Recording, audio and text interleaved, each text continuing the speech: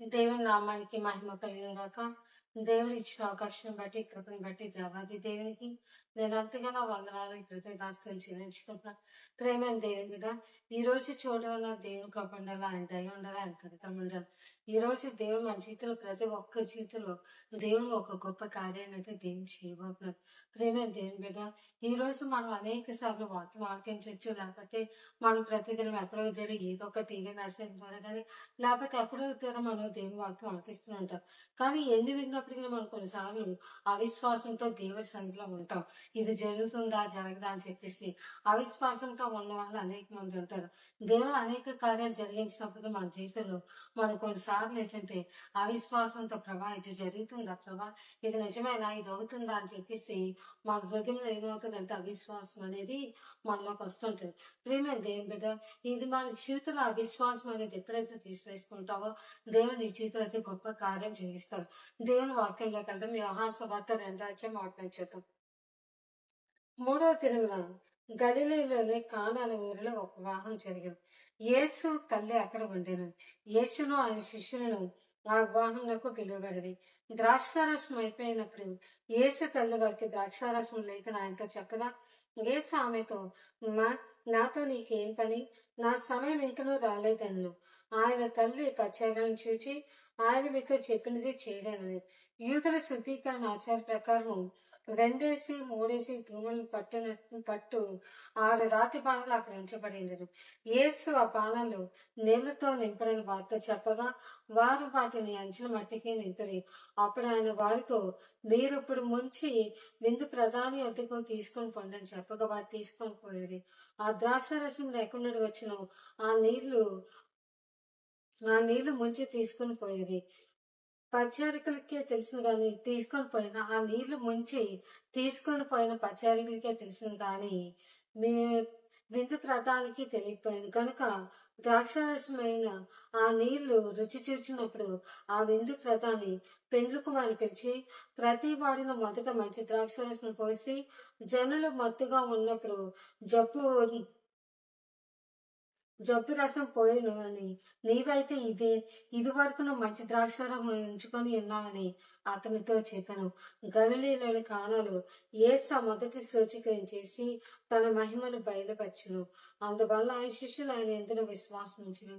ప్రేమ దేవుని బిడ్డ, ఇక్కడ దేవుని యొక్క వాక్యం ఏమిటంటే, 3వ దినం గలిలీలోని కానా అనే ఊరిలో ఒక వివాహం జరిగినట. ఆ వివాహానికి యేసు తల్లి ఆయన శిష్యులను కూడా అక్కడికి వెళ్ళారట.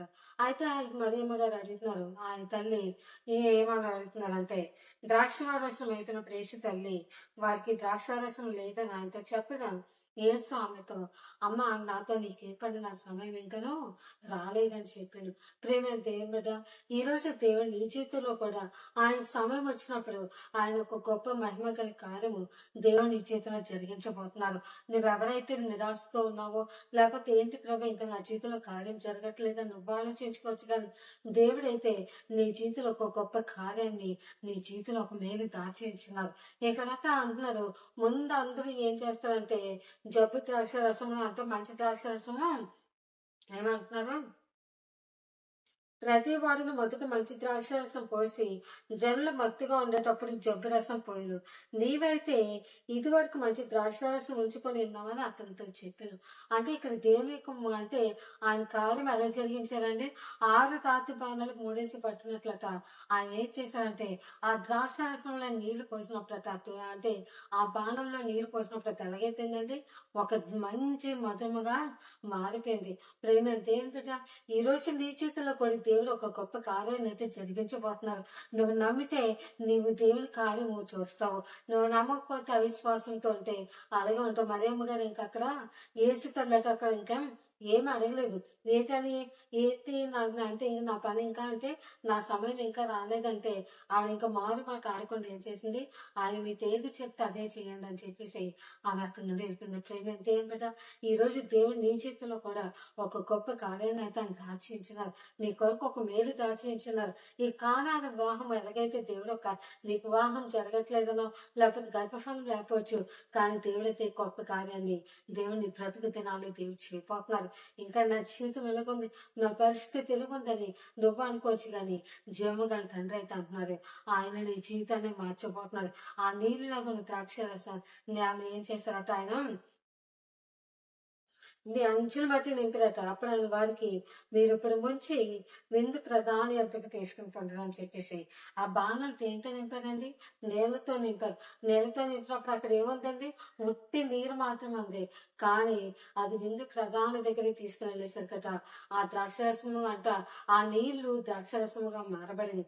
ప్రేమ దేనిపిట, ఈరోజు దేవుడు నీ జీవితంలో కూడా ఒక గొప్ప కార్యం జరిగించి నీ యొక్క జీవితాన్ని ఒక ఆశీర్వాదకరంగా దేవుడు చేయబోతున్నారు.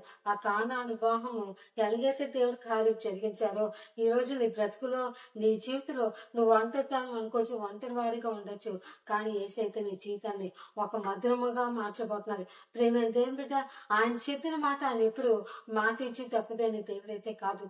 మన దేవుడు గొప్పవాడు, ఆశ్చర్యకరుడు, ఆలోచనకర్త. మన తండ్రి నువ్వెంత ప్రేమిస్తే ఆయన నీ కొరకు అంతగా దేవుడు దీవించబోతాడు. నువ్వెంతగా ఆయన కొరకు నిలబడితే దేవుడు నీ కొరకు అంత గొప్ప కార్యాలు చేయబడటానికి ఆయన సిద్ధముగా ఉన్నాడు. ప్రియమైన దేవుని బిడ్డ, నువ్వు అవిశ్వాసంతో ప్రభు ఇది నా జీవితంలో కార్యం జరుగుతుందా? జరుగుతుంది. ఎందుకు జరగదు? నువ్వు ఆయన ఎంత విశ్వాసం ఉంచినప్పుడు మాత్రమే దేవుని నీ జీవితంలో కార్యం జరిగిస్తాడు. అందుకే అవిశ్వాసం ఏంటంటే దేవునికి అసాధ్యం అంటే విశ్వాసం కలిగి దేవుడి సన్నిధిలో ఉండాలంట. విశ్వాసం కలిగి దేవుని కొరకు ఎదురు చూడాలంట.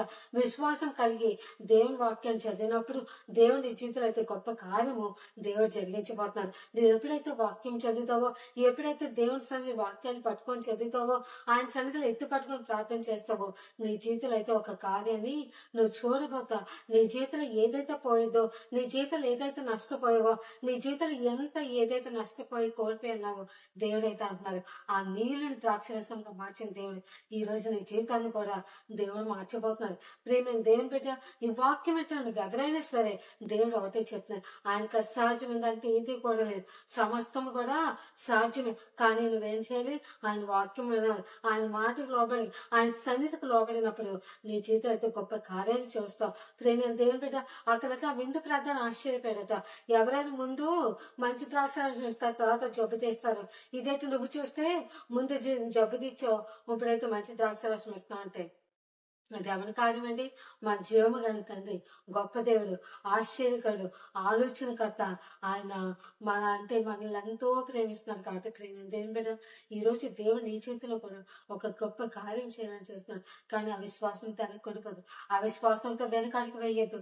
కానీ దేవునితో నువ్వు ఎప్పుడైతే ఆయనతో నువ్వు నడవడానికి ప్రయత్నిస్తావు, అందుకంటే దేవుని సన్నిధిలో ఒక్కసారి మనం అడిగిపెట్టినప్పుడు మళ్ళీ వెనుతిరిగి చూడకూడదు. ఈ లోకంలో ఉన్నదంతా వ్యర్థమే, కానీ దేవుని ప్రేమ వైపు ఎప్పుడైతే నువ్వు చూస్తావో, ఆయన దగ్గర నుంచి నువ్వు ఆశీర్వాదాలు పొందుకుంటావు. ఆయన దగ్గర నుంచి నీ యొక్క ఆయన అభిషేకం మనకు కావాలి, ఆయన సన్నిధి మనకు కావాలి, ఆయనతో మనం నడవాలి, ఆయనతో సహవాసం చేయాలి. నువ్వు ప్రార్థన వాక్యం ఎప్పుడైతే చదువుతావో, దేవుడి సన్నిధిలో ఎప్పుడైతే ఆయన సన్నిధిలో నువ్వు నిలబడి ఉంటావో, దేవుడు నీ పక్షాన్ని కూడా ఆయన నిలబడినే ఉన్నది. ఎప్పుడైతే నువ్వు ఆయనతో నువ్వు నడవకుండా ప్రభా నాకు దయచేయంటే ఆయన ఎలగిస్తానంటే, నువ్వు ఎప్పుడో దేవుని సన్నిధికి వచ్చి ప్రభా నా జీవితంలో ఆశీర్వాదం అంటే ఎలగిస్తానని ఎవరు కదా? దేవుని సన్నిధిలో ఎప్పుడైతే అడుగు పెడతావో, దేవుని సన్నిధిలో ఎప్పుడైతే యథార్థం ప్రకటిస్తావో, దేవుని జీవితంలో అయితే కార్యం జరిగిస్తారు. ప్రేమ దేవుని బిడ్డ, ఈ రోజు కాలాన్ని వివాహము ఎలాగైతే దేవుడు ఒక ఆశ్చర్యకరముగా జరిగించారో, దేవుడు నీ జీవితంలో కూడా, లేకపోతే నీ వివాహానికి ఏదైనా అడ్డు ఆటంకాలు రావచ్చు, లేకపోతే నీ జాబ్ విషయంలో అడ్డు ఆటంకాలు రావచ్చు, కానీ దేవుడు నీళ్ళని ద్రాక్షరసముగా ఎలాగైతే మార్చాడో, దేవుడు నీ జీవితంలో కూడా దేవుని కార్యం జరిగించబోతున్నాడు. ప్రేమ దేవుని బిడ్డ, ఈ రోజు నువ్వు ఏ విషయంలో అయితే ఒకవేళ ప్రభా ఇది జరుగుతుందంటే జరుగుతుంది, ఆయన మాటకు లోబడి దేవుని జీవితంలో అయితే కార్యం జరిగిస్తారు. ఆయన మాట నువ్వు లోపడకుండా నీ ఇష్టానుసారం నువ్వు లోకంలో జీవిస్తే నీ పట్ల ఈ కార్యం కూడా జరగదు. దేవుని మాట నమ్మని వారు దేవునికి స్తోత్రం చేయలేదు. హల్లెలూయా, దేవునికి మహిమ కలిగిన గాక. మన దేవుడు ఉన్నవాడు అనువాడిని అన్నాడు. ఆయన నిరంతరం ఏకరీతిగా ఉన్నవాడు. మన తండ్రి ఎప్పుడు మారనివాడు. మనం మారిపోవచ్చు, కానీ యేసు అయితే ఎప్పుడు మారాడు. ఆయన సన్నిధి మనతో ఉండాలంటే నువ్వేం చేయాలి? దేవునితో ఉండాలి, ఆయనతో సహవాసం చేయాలి, ఆయన వాక్యం ప్రతిదినము కూడా చదవాలి, ప్రతిదినం ఆయన సన్నిధిలో మోకరించి ప్రార్థన చేయాలి. ప్రేమైన దేవుని బిడ్డ, నువ్వు మోకరించి ప్రార్థన చేసినప్పుడు నేను నడుచుకుంటూ కూడా ప్రార్థన చేస్తాను, నేను పడుకుంటూ కూడా ప్రార్థన చేస్తాను అంటే అది కాదు. మోకాళ్ళ మీద ప్రార్థనలు ఉండాలి. దేవుని జీవితంలో కార్యం జరిగించాలంటే మోకాళ్ళ మీద నువ్వు ఎప్పుడైతే ప్రార్థన చేస్తావో దేవుని జీవితంలో అయితే ఒక గొప్ప కార్యాన్ని జరిగిస్తారు. ప్రేమైన దేవుని బిడ్డ, నేను చెప్పేది ఒకటే, దేవుని జీవితంలో కార్యం జరిగించాలంటే ఆయన మాటకు లోబడాలి, ఆయన సన్నిధికి లోబడాలి. ఇంకోటి ఏంటంటే కానాని వివాహము దేవుడు ఎలాగైతే ఆశ్చర్యకరంగా అక్కడ ఆయన మహిమ ఎలాగైతే జరిగించారో ఈ రోజు దేవుడు నీ జీవితంలో కూడా నువ్వు ఎవరి దగ్గర సిగ్గుపడుతున్నావు, ఎవరి దగ్గర అయితే నీ జీవితంలో కార్యం జరగలేదు అనేక మంది నేను చూసి అపహాస్యం కానీ మన తండ్రి అయితే నీ జీవితంలో ఒక గొప్ప కార్యాన్ని దేవుడు జరిగించబోతున్నాడు. ఒక గొప్ప కార్యాన్ని దేవుడు నీ జీవితంలో జరిగించబోతున్నాడు. నమ్మిన వారి దేవుడి స్తోత్రం చెల్లిద్దాం. ప్రేమ దేవుని బిడ్డ, ఈ రోజు దేవుడి సన్నిధిలో ఎప్పుడైతే ఉంటావో, దేవుడితో సహవాసం చేసి ఆయనతో ముందుకు నడుస్తావో, నీ జీవితంలో, వ్యక్తిగత జీవితంలో, నీ కుటుంబ జీవితంలో దేవుడు కార్యం జరిగిస్తారు. కానాని వివాహంలో దేవుడు అలాగైతే ఆయన కార్యం జరిగించారు, ఇది ఈ రోజు దేవుడు నీ జీవితంలో కూడా కార్యం జరిగించబోతున్నారు. హల్లెలూయా, దేవునికి మహిమ కలిగిన కాక. ఈ వాక్యం వింటున్న ప్రతి బిడ్డ జీవితంలో దేవుడు కార్యం జరిగించిన కాక. ఆమేన్. ప్రార్థన చేసుకుందాం. పరిశుద్ధమైన దేవా తండ్రి యేసయ్యా, మీకు వందనాలు, స్తుతి స్తోత్రం చెల్లించుకుంటున్నాను ప్రభా తండ్రి.